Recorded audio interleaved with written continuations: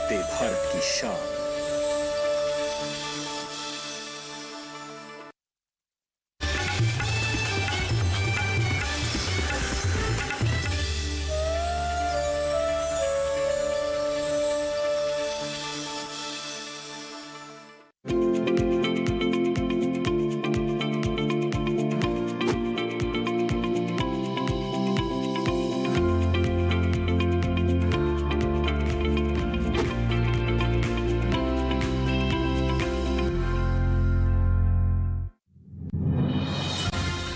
पश्चिमी हिमालय क्षेत्र में कल रात से बन रहा है नया पश्चिमी विक्षोभ। 17 मार्च से हिमाचल प्रदेश में कुछ जगह बर्फबारी की संभावना।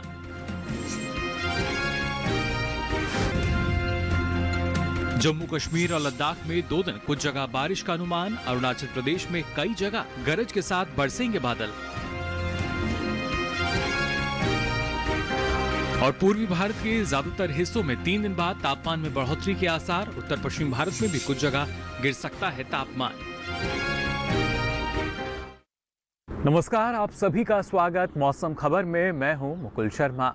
मौसम खबर में आपको बताएंगे आने वाले दिनों में देश के किन हिस्सों में होगी बारिश, कहां चल सकती हैं तेज हवाएं और कैसी रहेगी तापमान की चाल। साथ ही ऐसे मौसम में किसानों के लिए क्या है कृषि विशेषज्ञों की सलाह। लेकिन आइए सबसे पहले नजर डालते हैं मौसम की खास खबरों पर। अगले 2 दिन क्या कुछ खास रहेगा मौसम में, आइए जानते हैं।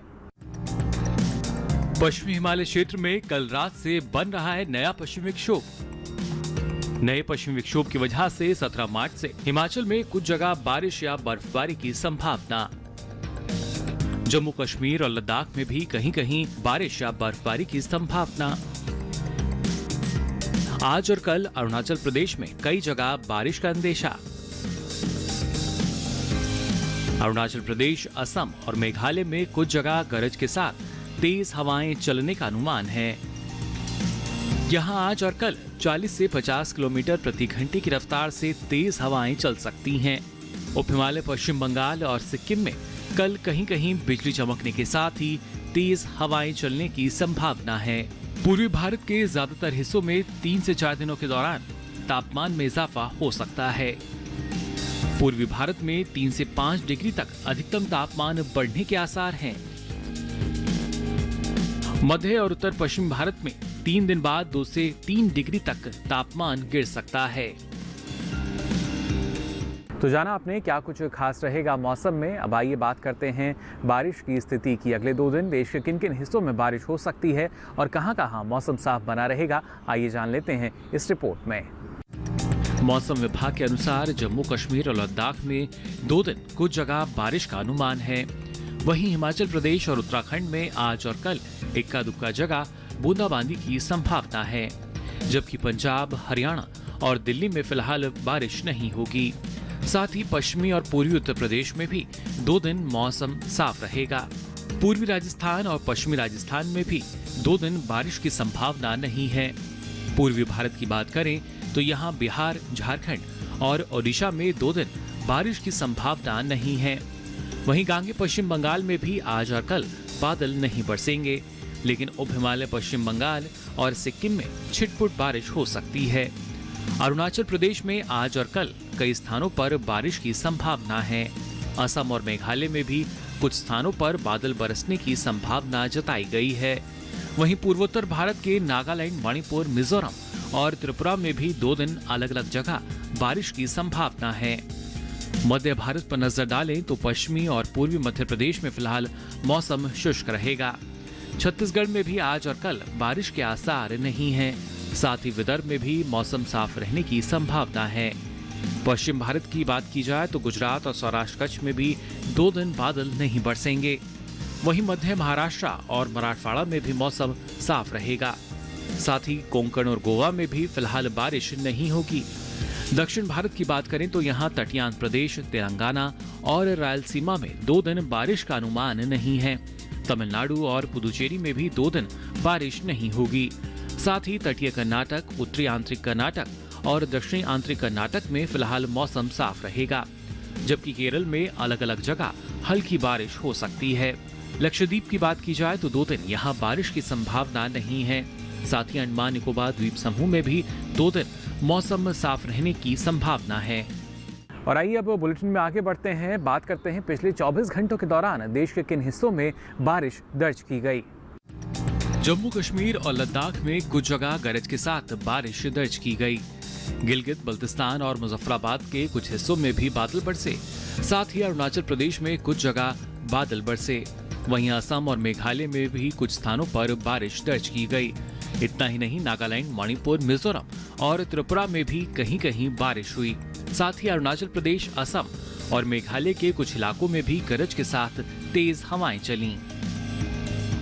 और आइए अब जायजा लेते हैं तापमान की स्थिति का। जी हाँ, किस शहर में रहा सबसे अधिक तापमान और कहां दर्ज किया गया सबसे कम तापमान, बताएंगे आपको। और इसके लिए आइए सबसे पहले रुख करते हैं अधिकतम तापमान की स्थिति का।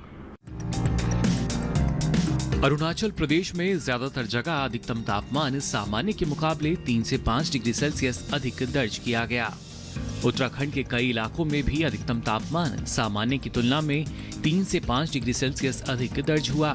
पश्चिमी मध्य प्रदेश में जगह जगह अधिकतम तापमान सामान्य से 3 से 5 डिग्री सेल्सियस अधिक दर्ज किया गया। साथ ही पंजाब, पश्चिमी राजस्थान और गुजरात के ज्यादातर हिस्सों में तापमान सामान्य के मुकाबले 1.5 से 3 डिग्री सेल्सियस अधिक रहा। हरियाणा और दिल्ली में कई जगह अधिकतम तापमान सामान्य की तुलना में 1.5 से 3 डिग्री सेल्सियस अधिक दर्ज किया गया। वहीं पश्चिमी उत्तर प्रदेश में कहीं कहीं अधिकतम तापमान सामान्य के मुकाबले 1.5 से 3 डिग्री सेल्सियस अधिक दर्ज हुआ। दूसरी तरफ कोंकण और गोवा में कई जगहों पर अधिकतम तापमान सामान्य से 1.5 से 3 डिग्री सेल्सियस अधिक दर्ज किया गया। तटीय कर्नाटक, तमिलनाडु और पुडुचेरी, साथ ही कराईकल के कुछ भागों में भी अधिकतम तापमान की यही स्थिति दर्ज की गई। जबकि उप हिमालय, पश्चिम बंगाल और सिक्किम में कई स्थानों पर अधिकतम तापमान सामान्य से 1.5 से 3 डिग्री सेल्सियस कम रहा। देश में सबसे ज्यादा तापमान मराठवाड़ा के नांदेड़ में दर्ज किया गया। यहाँ अधिकतम तापमान 39 डिग्री सेल्सियस रहा। तो ये तो बात हुई अधिकतम तापमान की। अब आइए जायजा लेते हैं न्यूनतम तापमान की स्थिति का।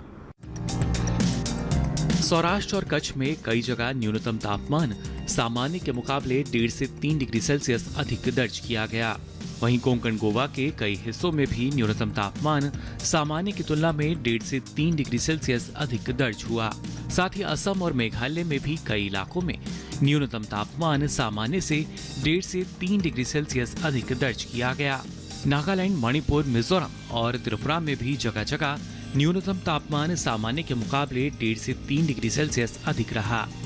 इतना ही नहीं, जम्मू कश्मीर और लद्दाख के कुछ इलाकों में भी न्यूनतम तापमान सामान्य की तुलना में 1.5 से 3 डिग्री सेल्सियस अधिक दर्ज किया गया।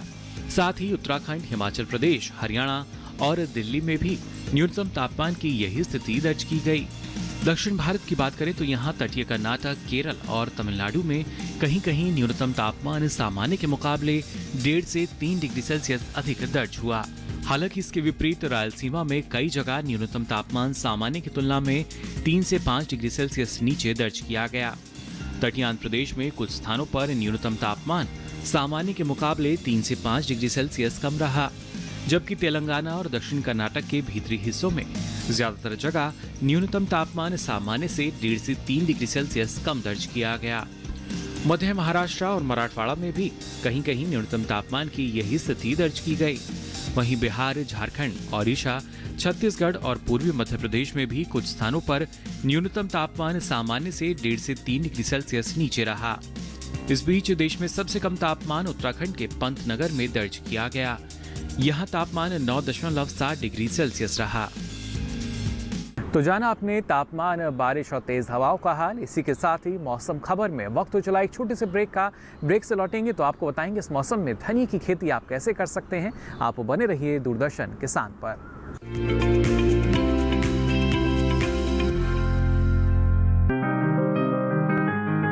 बीमारियों से कैसे बचेगी फसल, मवेशियों की मुश्किलों का क्या है हल, कहां से लाएं बीज, कितनी लगेगी खाद, किसानों के हर फोन का विशेषज्ञ देंगे जवाब। देखिए हेलो किसान लाइव सोमवार से शुक्रवार शाम 6 बजे।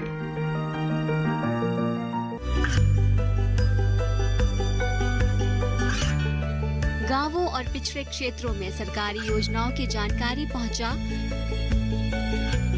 देश में कौशल और क्षमता विकास कर ग्रामीणों को सामाजिक बदलाव और विकास से जोड़ने की दूरदर्शन किसान की पहल चौपाल चर्चा देखें सोमवार से शुक्रवार सुबह 9 बजे।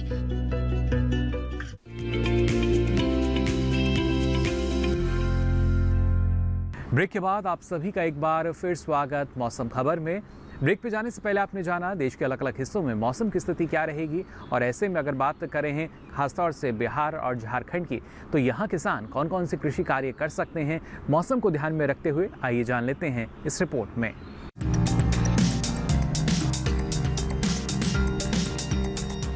बिहार में मूंग की बुआई करें। मूंग के खेत में पर्याप्त नमी बनाए रखें।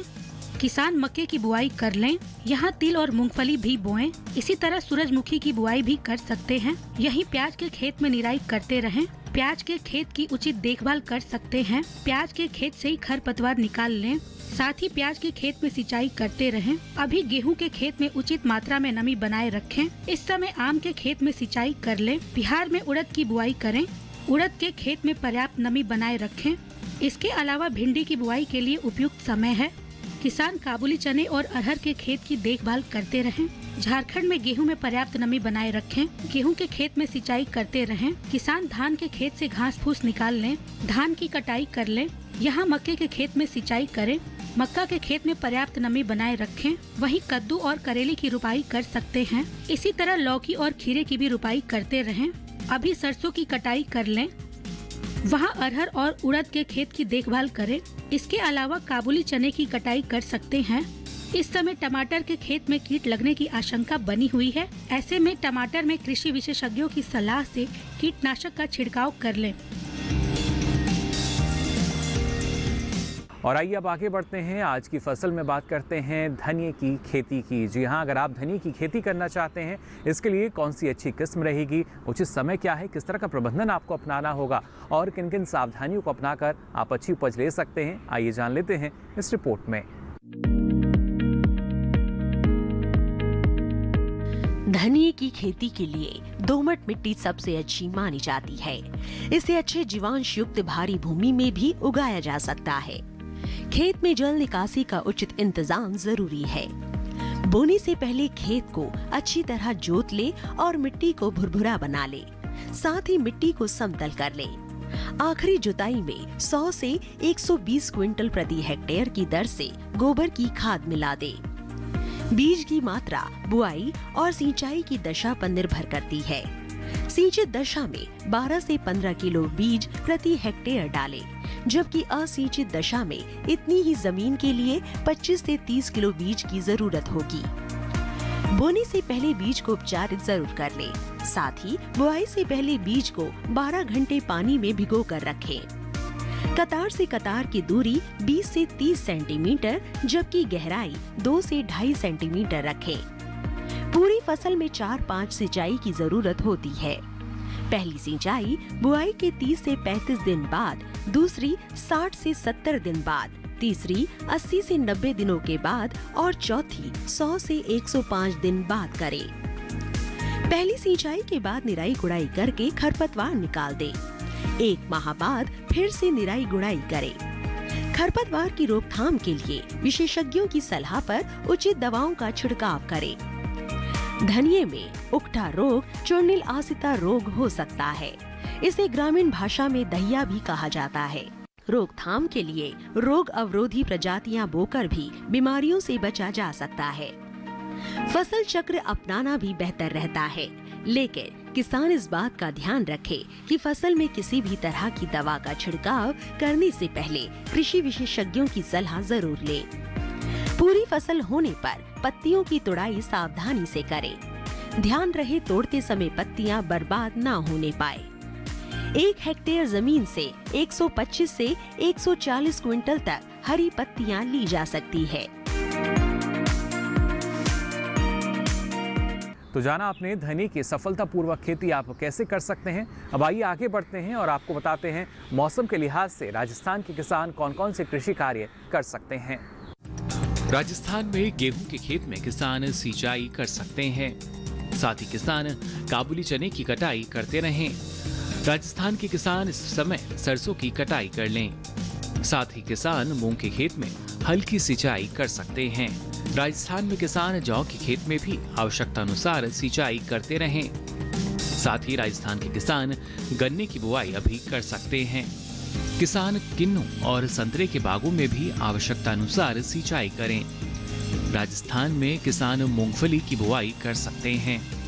साथ ही किसान यहां जीरे के खेत में पर्याप्त नमी बनाए रखें। राजस्थान में किसान इस वक्त लौकी की बुआई कर सकते हैं। इसी के साथ ही यहाँ वक्त तो चला एक और छोटे से ब्रेक का। आप बने रहिए दूरदर्शन किसान पर।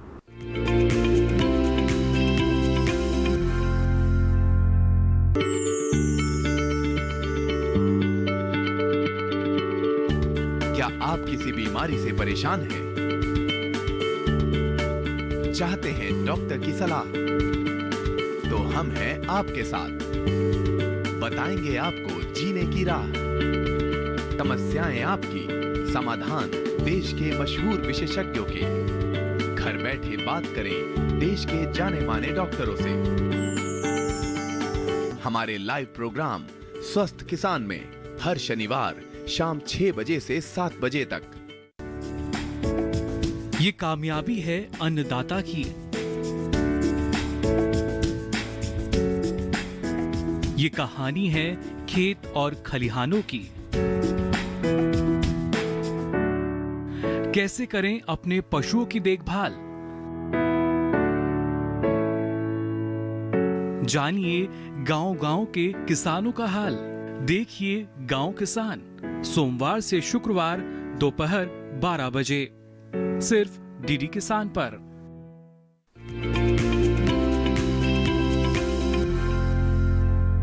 ब्रेक के बाद आप सभी का एक बार फिर स्वागत मौसम खबर में। अब आइए आगे बढ़ते हैं और आपको बताते हैं खासतौर से गुजरात की अगर बात की जाए तो यहाँ किसान कौन कौन से कृषि कार्य भी कर सकते हैं। गुजरात में टमाटर और लाल मिर्च की किसान बुआई इस वक्त कर सकते हैं।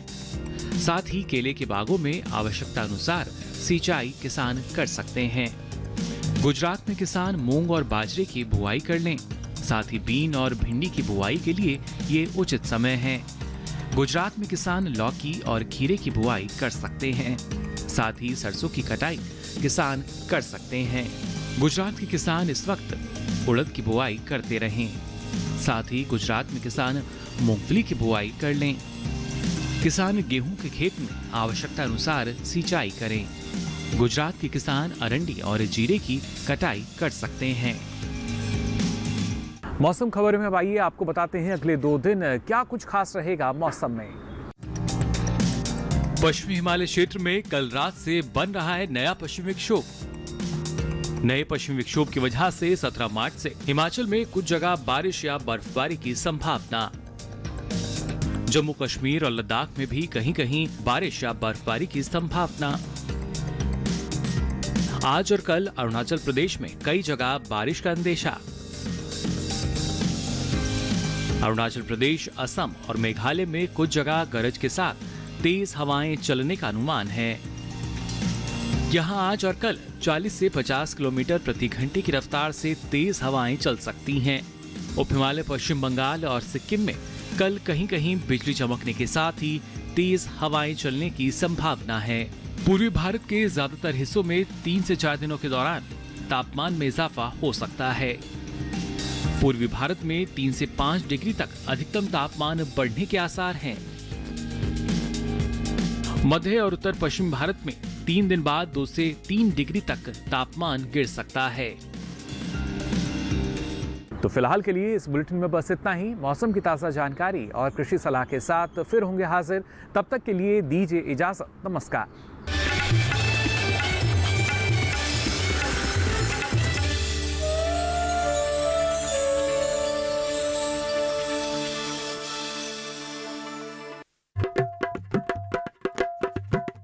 आज रुख करते हैं मध्य प्रदेश के नरसिंहपुर की तरफ, जहां मिलेंगे रोशन लाल विश्वकर्मा। रोशन लाल की भेंट है